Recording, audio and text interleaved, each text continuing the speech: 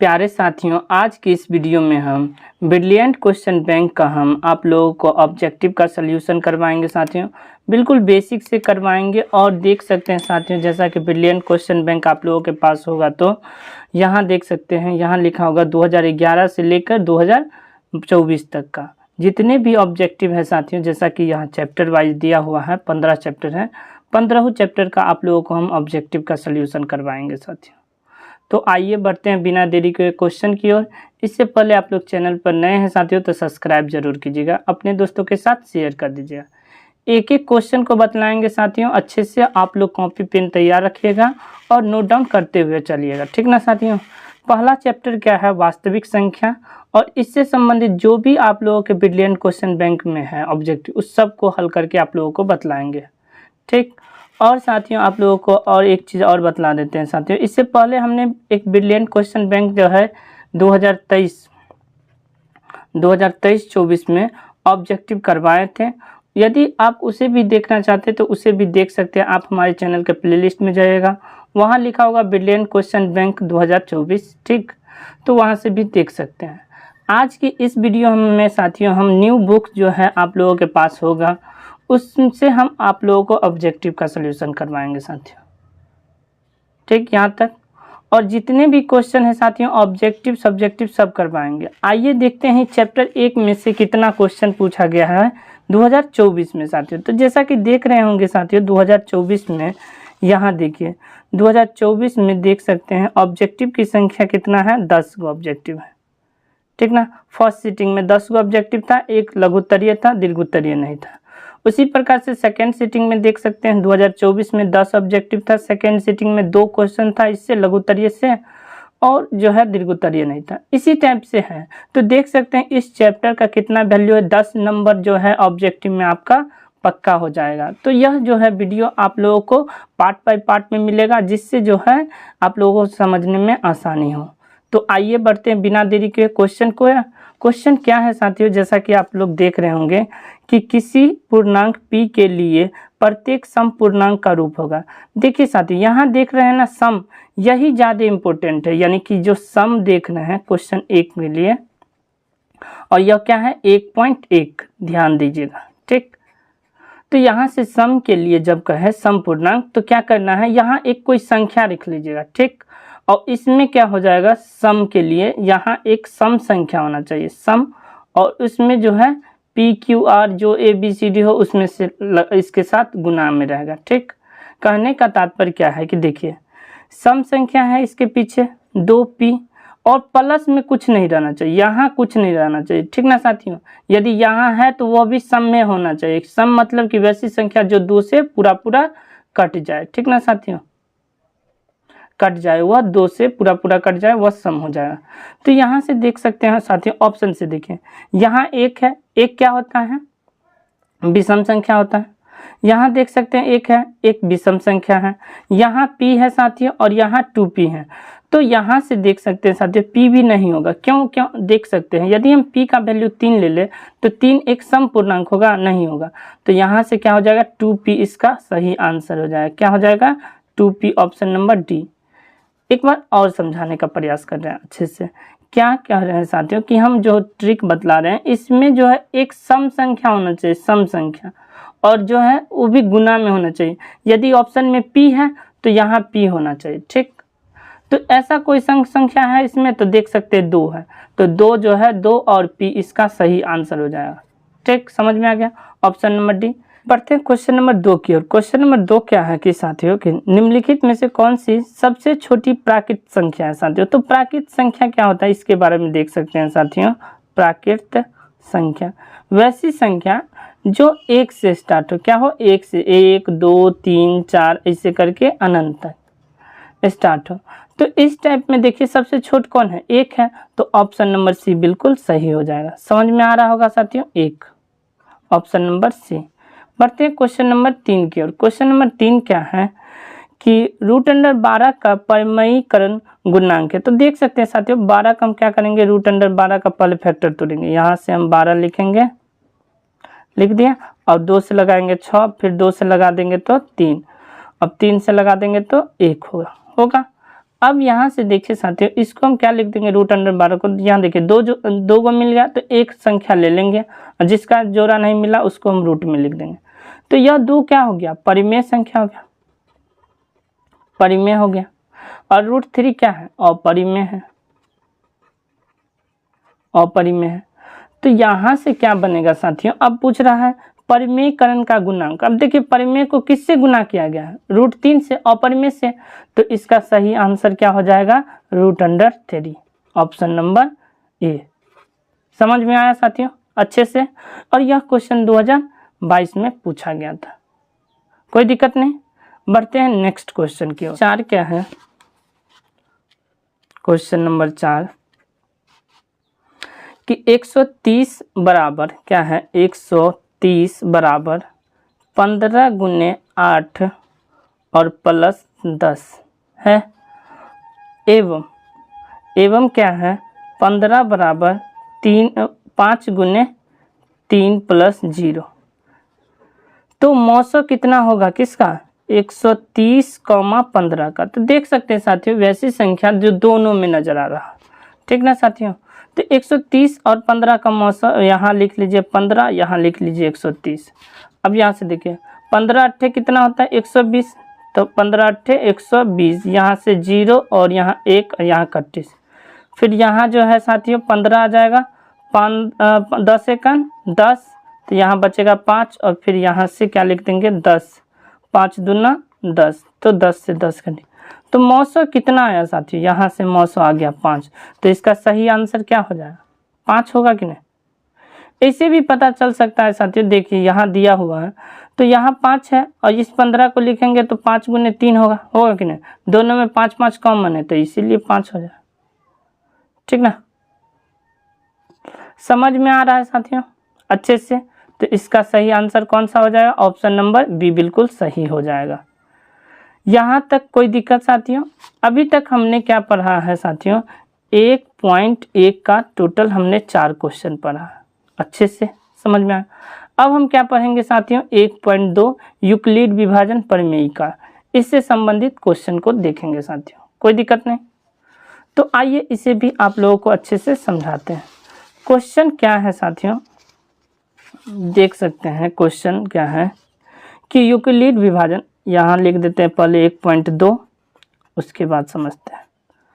Question number 1 क्या है, Euclid विभाजन एल्गोरिदम 2 धनात्मक पूर्णांकों के निम्न में से किसे परिकलित करने का एक तरीका है साथियों। यूक्लिड विभाजन से हम क्या निकालते हैं साथियों, तो हमेशा मौसो निकालते हैं, ठीक। तो इसका सही आंसर हो जाएगा ऑप्शन नंबर बी, कोई दिक्कत नहीं। यह क्वेश्चन 2011 में पूछा गया था। दूसरा क्वेश्चन का आंसर देख सकते हैं साथियों, क्या है 45 और 60 का मौसम। तो यहाँ लिख लीजिए 45 और यहाँ लिख लीजिए 60। तो यहाँ से क्या हो जाएगा 45 सेकंड 45, फिर बचेगा यहाँ कितना 15, फिर यहाँ से 45, तो 15 तिया 45, यहाँ से 45 से 45 कर दिया, तो मौसम कितना हो जाएगा साथियों, मौसम इजकल टू 15 हो जाएगा। समझ में आया। तो इसका ऑप्शन कौन सा हो जाएगा, डी बिल्कुल सही हो जाएगा। नेक्स्ट क्वेश्चन क्या है, क्वेश्चन नंबर 3 क्या है, एक अशून्य, अशून्य मतलब होता है 0 न हो, ठीक ना साथियों, 0 न हो। तो एक अशून्य परिमेय संख्या, परिमेय संख्या, और जो है एक अपरिमेय संख्या का गुणनफल, एक जो है अपरिमेय, अपरिमेय संख्या का गुणनफल मतलब गुना करेंगे तो क्या मिलेगा साथियों। तो देख सकते हैं आप लोगों को समझा देते हैं इस टाइप से, समझिए। एक अपरिमेय संख्या ले लेते हैं 2 और एक अपरिमेय संख्या ले लेते हैं √3। अब हम गुना करेंगे इसको तो क्या बनेगा 2√3। तो क्या नजर आ रहा है आपको, अपरिमेय। या फिर दूसरा ऑप्शन ले लेते हैं, या फिर दूसरा ऑप्शन क्या ले लेते हैं, जैसे मान लेते हैं 8 ले लेते हैं, ठीक, और गुने √13 ले लेते हैं। 13 भी अपरिमेय, गुना करेंगे तो कितना हो जाएगा 8 √13। तो क्या नजर आया, यह भी एक अपरिमेय है। तो हमेशा क्या आ रहा है, हमेशा परिमेय आ रहा है, नहीं, हमेशा क्या आ रहा है, अपरिमेय आ रहा है कि नहीं साथियों। तो इसका सही आंसर क्या हो जाएगा, बी बिल्कुल सही हो जाएगा, ऑप्शन नंबर बी। अच्छे से समझ में आ रहा होगा साथियों क्वेश्चन नंबर 3। अब बढ़ते हैं क्वेश्चन नंबर 4 की ओर। क्वेश्चन नंबर 4 जो है साथियों, अभी जस्ट हम बतलाए थे क्वेश्चन नंबर 1 बतलाए थे किसका 1.1 में जो हम बतलाए थे क्वेश्चन नंबर, सेम क्वेश्चन है वही। देख सकते हैं यदि p एक धनात्मक पूर्णांक तो धनात्मक सम पूर्णांक के रूप में, तो यहाँ क्या बोले थे, इसमें क्या होना चाहिए, सम होना चाहिए संख्या, और यहाँ जो है p है तो p में होना चाहिए। ठीक, तो सम संख्या ऑप्शन में देखिए सब में 2 का यूज है तो 2 हो जाएगा और p को गुना करेंगे 2p, तो यह क्या हो जाएगा, सम के रूप में सम। तो ऑप्शन ए बिल्कुल इसका सही हो जाएगा। यहाँ तक कोई दिक्कत नहीं साथियों। बढ़ते हैं नेक्स्ट क्वेश्चन, क्वेश्चन नंबर 5 की ओर। क्वेश्चन नंबर 5 क्या है, क्वेश्चन नंबर 5 यहाँ से देखिए, किसी धनात्मक पूर्णांक q के लिए प्रत्येक धनात्मक विषम, अब देखिए यहाँ साथियों विषम है तो यहाँ क्या हो जाएगा साथियों के रूप में होगा। तो देखिए यहाँ जो है कुछ रखिए, सम रखिए, इसमें जो है सम संख्या रख लीजिए, लेकिन यहाँ क्या होना चाहिए, विषम होना चाहिए। क्या होना चाहिए, विषम, विषम लास्ट में। तो यहाँ से देखिए साथियों, यहाँ देखिए यदि q है तो ऑप्शन q में ही होगा। ठीक, और यहाँ सम संख्या ऑप्शन में क्या है, 6 है तो 6q, और यहाँ विषम संख्या रखना है। तो क्या यहाँ कोई है संख्या, नहीं है, नहीं है।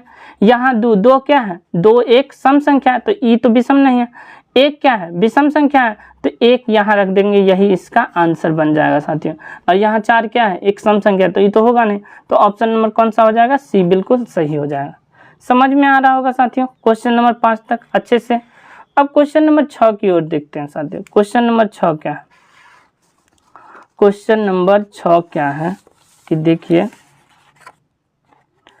कि यदि भाग एल्गोरिदम क्या दिया है, a बराबर, क्वेश्चन 6 है क्या है कि a बराबर bq प्लस में r दिया हुआ, और यहाँ a का मान दिया है कितना, 72, तो a का मान 72 लिख देंगे, यहाँ लिख दिए, बराबर b का मान निकालना है, b का मान ज्ञात करना है तो b लिखेंगे। q का मान दिया हुआ, q का मान कितना है 8, और प्लस में r का मान कितना है 0।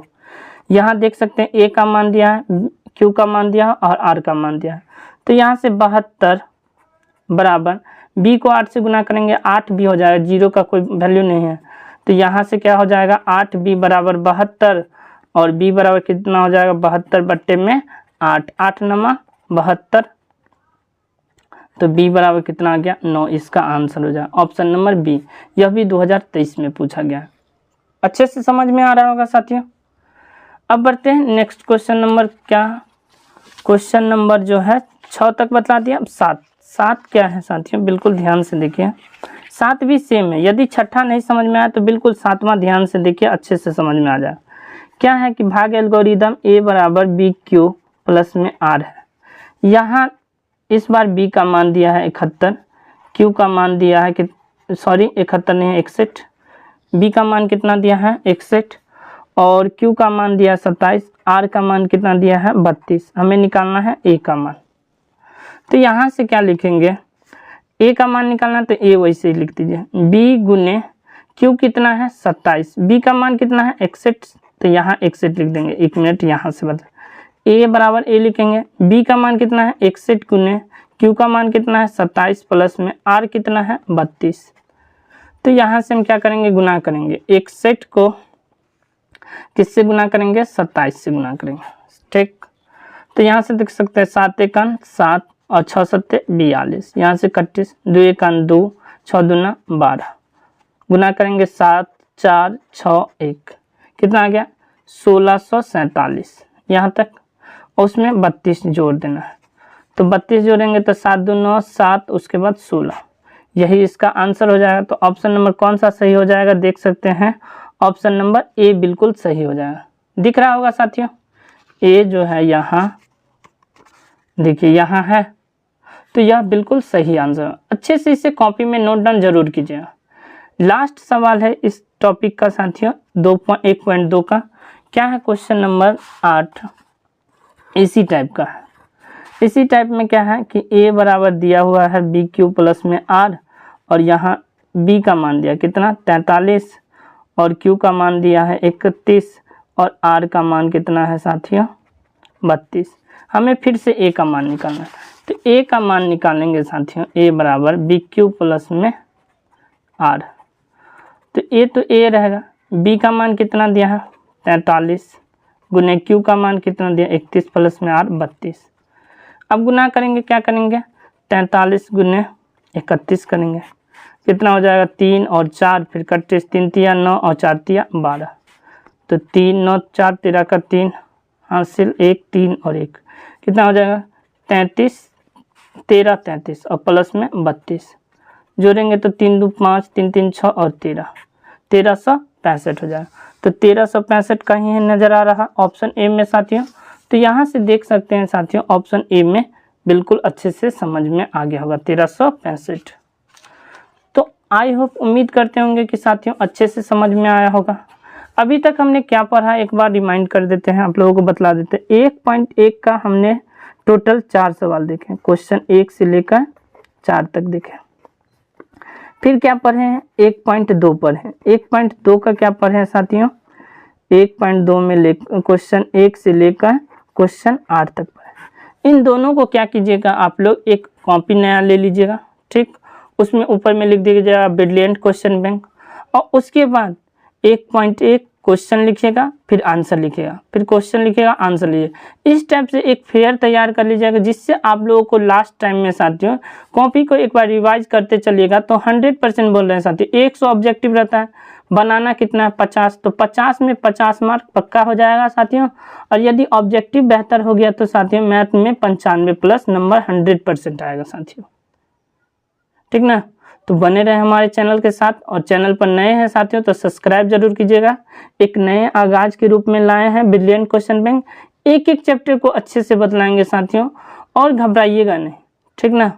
एक एक चैप्टर को बतलाते चले जाएंगे, आप लोगों को भी देखने में मज़ा आएगा, और साथियों पढ़ने में एक रुचि रखिए, जिससे जो है जो भी क्वेश्चन हल कर रहे एक बार उसे पुनः दोबारा घर पर रिवीजन के रूप में ज़रूर कीजिएगा साथियों।